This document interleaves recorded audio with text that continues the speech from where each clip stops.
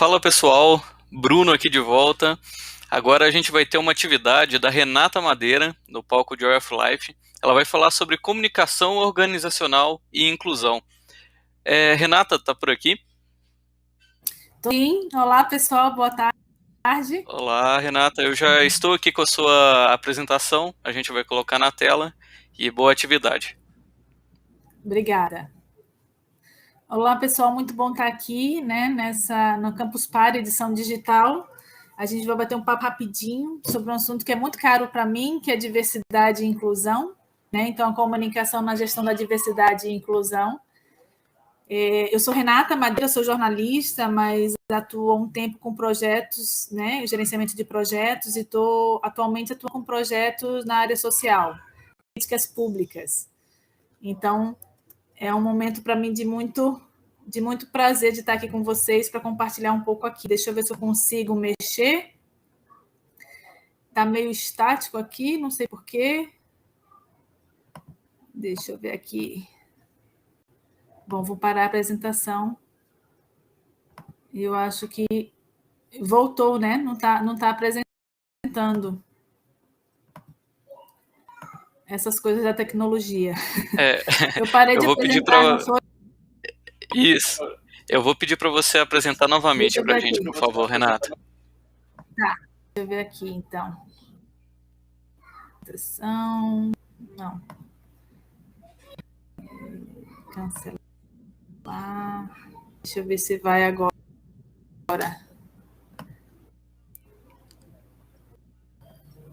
Compartilhando. Beleza? Foi, né? Mas ele. Ah, agora foi. Então tá, perder tempo. Então, a visão geral do que eu vou ser apresentado aqui é a ação, né? Isso é a contribuição na diversidade. As diversidades efetivas em relação à inclusão nas organizações, mas começando para a gente entender o que é diversidade, né? Que é mistura de diferenças e tornam as pessoas únicas. Então, é a nossa característica física, psicológica, de quem a gente é, seja a cor de cabelo, aqui para me apresentar branca, do cabelo preto, ele do lado mais o meu chapinha aqui para ficar mais arrumado, tô com um brinco rosa, né, e roupa de cor mais marrom, só para quem tiver aí da diversidade. Então, a gente, né, a diversidade que nos torna único. E é possível ter diversidade e não ter inclusão, né? Então, uma coisa não leva à outra. A inclusão não é diversidade, inclusão é estar envolvido, e estar envolvida é se sentir pertencente a um grupo, seja da família, seja do grupo de trabalho, seja de amigos. E o que tem a ver a comunicação organizacional, né? Tem um papel de articular fatores que interferem no desenvolvimento da organização, é uma parte ampla e vital de toda a organização. A comunicação é formada pelo fluxo contínuo e dinâmico de informações, interações e trocas, e a gente divide a comunicação em 3 aspectos, de acordo com a estudiosa Kundt, a Margarida Kundt. É a comunicação, né, que vem de cima para baixo, que é só informativa, é só passar a comunicação, sem nenhum outro interesse, sem nenhuma outra preocupação. Tem a comunicação estratégica, que aí é um pouquinho mais aprofundada e tem a ver com a visão, missão e valores da organização. E aí tem uma preocupação mais ou menos com o feedback, né, com os colaboradores e com os clientes. E tem a terceira comunicação, que eu diria que é a mais importante, que é a comunicação humana, né, e que ela é muitas vezes negligenciada. Na verdade, ela quase que não participa muito da realidade. São poucas as organizações que têm essa preocupação. E sendo a mais importante, ela deve ser pensada de maneira crítica, né? Levando em consideração as subjetividades, as relações interpessoais dos sujeitos que constituem a organização. E aí eu falo assim, quando a gente pensa, né, nas organizações, nos objetivos organizacionais, a gente deve pensar em um contexto de diversidades, de conflitos e de transações complexas, né? Neste entendimento, a gente deve levar em consideração as narrativas organizacionais, né? Os seus significados culturais e históricos, e a linguagem, né? E as possibilidades de expressão humana em processos organizacionais. E por que isso tem valor, né? porque, na verdade, é através da comunicação humana que a gente consegue incluir grupos vulnerabilizados em organizações de trabalho. São esses grupos mulheres, negros, negras, indígenas, quilombolas, homossexuais, trans, pessoas com deficiência. A comunicação organizacional ela tem uma grande, né, e o poder de tornar essas populações nos trabalhos de protagonizar as narrativas, né, em contextos organizacionais, possibilitando que os contadores, nessas narrativas organizacionais, quem narra e quem escuta, construam uma experiência coletiva sem exclusão e com tolerância. E aí a gente vem a pergunta de como é que a gente torna mais inclusivo, né? E aí eu quero que vocês pensem em algum momento da vida que não se sentiram pertencentes, seja no trabalho, seja mesmo com a família, né? Na época de ensino médio, onde constrangimentos acontecem. Qual foi a principal razão pela qual você saiu do seu último emprego, né? Você é o tipo de líder que faz as pessoas quererem ficar ou sair da empresa? Você capacita no trabalho as pessoas a dar o melhor ou a fazer apenas o suficiente para completar a tarefa? Então, são reflexões que a gente deve levar com a gente sobre a inclusão, né? São processos importantes para que a gente pense a inclusão. E a diversidade pode existir, mas a inclusão pode não existir. Daí não adianta muito a gente ter diversidade se a gente não tem inclusão.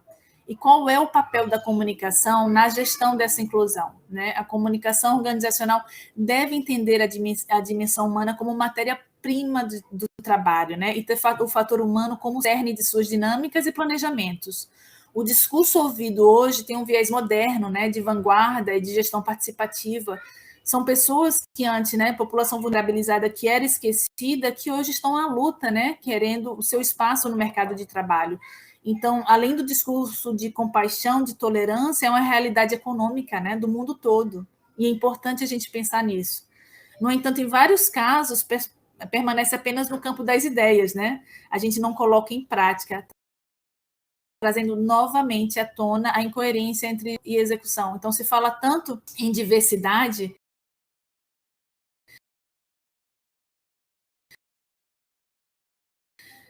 mas é necessário a gente falar e aí a gente tendo cuidado com os nossos viés.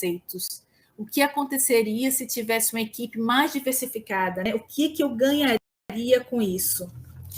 Como eu poderia trabalhar em um grupo onde se tivesse mais diversidade? Estudos mostram, né, o estudo da Stacy, é uma americana que ela trabalha muito essa parte de inclusão e diversidade, e aí eu trouxe esse estudo que mostra que passamos 25% preocupados em como devemos nos encaixar. E se pertencemos a um grupo minoritário, eu diria de população vulnerabilizada, né, eu acho que é um termo mais adequado, essa porcentagem aumenta e o aprendizado diminui. Já imaginou se a gente tivesse que ir para o trabalho sem se preocupar muito como a gente tem que se encaixar, né? Como seria o aprendizado e como o trabalho rolaria de uma forma mais tranquila? Então, como líderes, né, a gente deve reconhecer o que temos e considerar o que falta no grupo, né? Esforçar-se para introduzir melhorias. E aí, se preocupar como promover um ambiente mais inclusivo e seguro, né? Para promover a autenticidade. E essa preocupação em relação aos vieses é importantíssima, né? Porque a gente tem muitos preconceitos, né? E esses preconceitos influenciam a contratação, contribuem para a falta de diversidade nas empresas. Só um exemplo que ela dá também é que nos Estados Unidos, mulheres loiras ganham 7% a mais que as morenas. Não são negras, são morenas. O número, quando vai para latino-americana e para negros, esse número aumenta, né? Essa porcentagem aumenta. Então, ter a consciência de que temos os nossos vieses é uma forma da gente evitar, né, cair nessas armadilhas. E compreender também que a gente é preconceituoso, né? E o porquê. Então, fazer a pergunta por que eu fiz essa escolha, né? Deixar de lado o ego e saber que fomos influenciados por um viés e que esses vieses impactam na vida das pessoas, né? Então, decidir baseado no favoritismo, porque um grupo, a gente acha que um grupo trabalha melhor do que o outro, então chama aquele grupo para fazer o projeto tal, né? E não chama o outro grupo, né? Ou então escolhe alguém pelas similaridades. Então, é ter atenção, às vezes, porque as promoções que acontecem, muitas vezes, é por causa dos relacionamentos, né? E não por mérito. Então, a gente tem que ter muito cuidado para que a gente realmente inclua sem ou sabendo, tendo a autoconsciência dos nossos vieses e dos nossos preconceitos. E aí eu faço um convite, né, para lutar pela diversidade e inclusão. E como é que a gente luta, né, pela diversidade, né, e pela inclusão? É valorizando, né, as diferenças. E aí a gente ter o conhecimento ou o sentimento de que se a gente está numa empresa, né, que é hostil, né, que não nos valoriza por causa da cor da pele, por causa do gênero, orientação sexual, a gente tem que manifestar isso, a gente tem que falar sobre isso, né?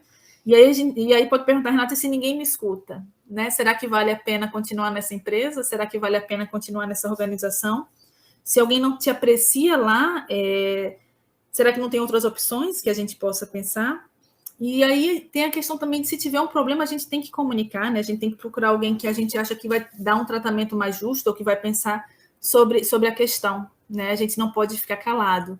E a gente também não pode ser vítima, né? Então, realmente ser o protagonista das nossas decisões.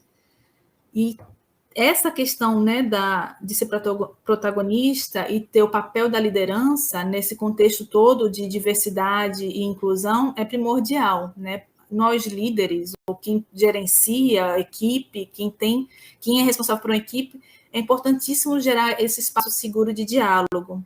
E aí tem alguns dados que fazem parte da nossa realidade, a gente não tem como voltar atrás, que é a questão que até 2030 as mulheres representarão 51% da força de trabalho global, né? Que maravilha. 5 gerações estarão trabalhando juntas, então quer dizer, pessoas de todos os níveis, de todos os conhecimentos, né, de todas as gerações, né, o mais velho, o mais novo, vai estar todo mundo junto no mesmo barco, né? As pessoas vulnerabilizadas representam 54% da população dos Estados Unidos, pessoas de cor, isso são negros, latinos, né? E então a gente vai estar vivendo uma realidade que já existe, né? Então não tem como a gente fechar os olhos para isso. E mais de 40% da força de trabalho trabalhará remotamente com flexibilidade em meio período. Então tudo isso faz parte, né? E a gente como líder tem que apresentar um ambiente inclusivo e tá flexível para essas mudanças, né? Para a igualdade de gênero, para as pessoas diferentes da gente, né? Como líder. E a gente sabe que ambiente inclusivo gera maior desempenho, motivação, estimula inovação e criatividade, aumentam retenção e impactam positivamente no atendimento ao cliente e à população, no caso de órgãos públicos, né? E o líder é quem constrói mais líderes, né? Com visão, inspiração e inclusão. Então, a gente tem que começar a ver esses aspectos de forma positiva, né? E ser um líder diferente, um líder que a gente trabalha de igual para igual, né? Muitos líderes ainda pensam, né, e ainda veem a liderança como uma posição, né, um título, um cargo, um status, e não como uma competência e uma responsabilidade de mudança de vida. Então, eu convido a todos a fazer essa reflexão, né, para a gente pensar juntos e trabalhar juntos para essa questão da diversidade e da inclusão. E aí, qual o papel da comunicação, né? Eu, como jornalista, como comunicóloga e direto na área de comunicação, mas eu gerencio de pessoas. Então, como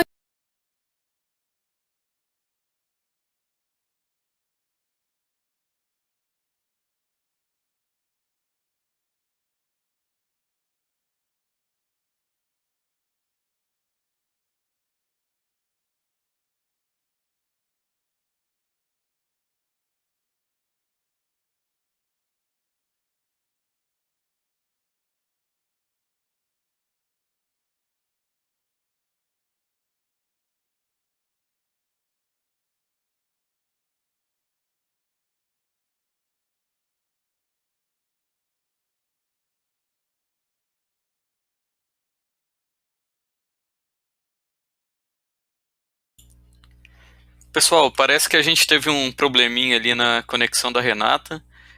A gente vai tentar colocar ela aqui de volta. O papo estava bem bacana. A gente vai colocar alguns comerciais aqui e assim que ela retornar, a gente também volta com ela aqui para ela poder concluir. Até mais.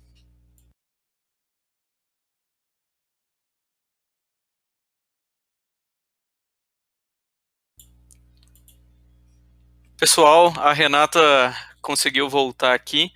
Ela só tem mais 5 minutinhos aqui de conteúdo, então vai ser somente uma conclusão mesmo. Eu vou colocar a Renata aqui na tela, e aí, assim, Renata, você pode divulgar suas redes sociais, né, como entrar em contato com você, justamente para a gente continuar essa conversa. Olá, tudo bem? Caiu a energia aqui, caiu tudo, né? Acontece, coisas da pandemia. Exato, mas tudo bem, eu posso concluir aqui, tenho 5 minutinhos. Isso aí. E aí eu volto aqui então para a minha apresentação, só para finalizar, né? Que eu queria deixar, na verdade, uma reflexão para a gente pensar a diversidade, né, e inclusão na perspectiva do racismo, né? E qual é o papel das instituições para a inclusão nesse contexto, né? Ser voltado na pesquisa do Silvio Almeida, do livro dele Racismo Estrutural, e que eu acho que traz reflexões importantíssimas para nós, pessoas e organizações, né? Promover espaços para tratar de conflitos raciais e sexuais, tratar de maneira ativa e como um problema a desigualdade racial, tomar o racismo como elemento de análise das grandes questões contemporâneas, saber que reconhecendo o racismo se tem um compromisso, né, com a ciência e com a resolução das grandes mazelas do mundo. Ele fala algo muito interessante que a gente, para pensar, né, se homens brancos não perdem, né, homens brancos não perdem vagas de emprego pelo fato de serem brancos. Pessoas brancas também não são suspeitas de atos criminosos por sua condição racial, tampouco tem sua inteligência ou sua capacidade profissional questionada devido à cor da pele. Então, a gente fica com essa reflexão para que, né, em uma sociedade em que o racismo está presente na nossa vida cotidiana, as instituições que não tratarem de maneira ativa, né, e como problema a desigualdade racial, irão facilmente reproduzir as práticas racistas já tidas como normais em toda a sociedade. Então, fica um pensamento do Silvio Almeida sobre isso, e também finalizando aqui, que a gente não poderia deixar de pensar, né, da diversidade e inclusão na perspectiva da homossexualidade.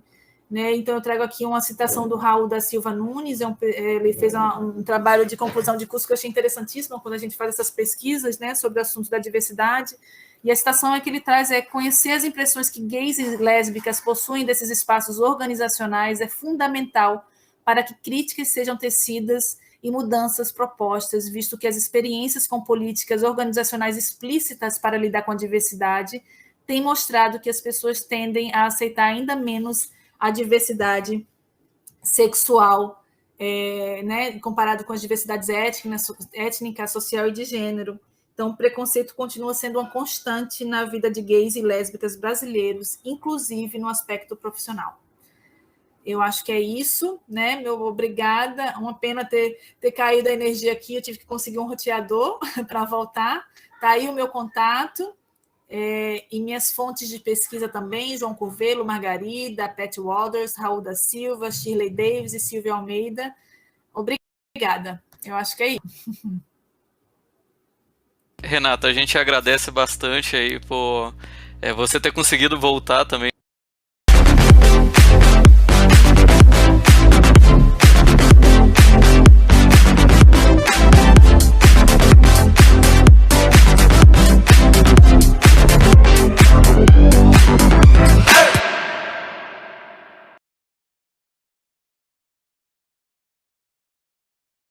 Todos os dias, milhões de pessoas. Olha só, as falhas técnicas acontecem o tempo todo, Renata. Estamos de volta aqui. Só para a gente concluir, eu quero te agradecer, né, por ter voltado, inclusive, né, muito obrigado mesmo pela sua apresentação. Foi com certeza muito enriquecedora para todos nós. E assim, a gente não estava vendo a sua apresentação no final. Se você puder só falar suas redes sociais, só para a gente, para todo mundo. Tá, Renata, né, da Instagram Renata Madeira Madruga. Sim. E eu acho que o e-mail eu botei renatamadeiram@gmail.com. Eu tenho o LinkedIn também, que é Renata Madeira Madruga. E eu acho que é isso. Tá bom. Tá Renata, bom? agora sim, muito obrigado, viu? Obrigada e até a a próxima. pela oportunidade. Até. Um abraço. Tchau, tchau. Tchau.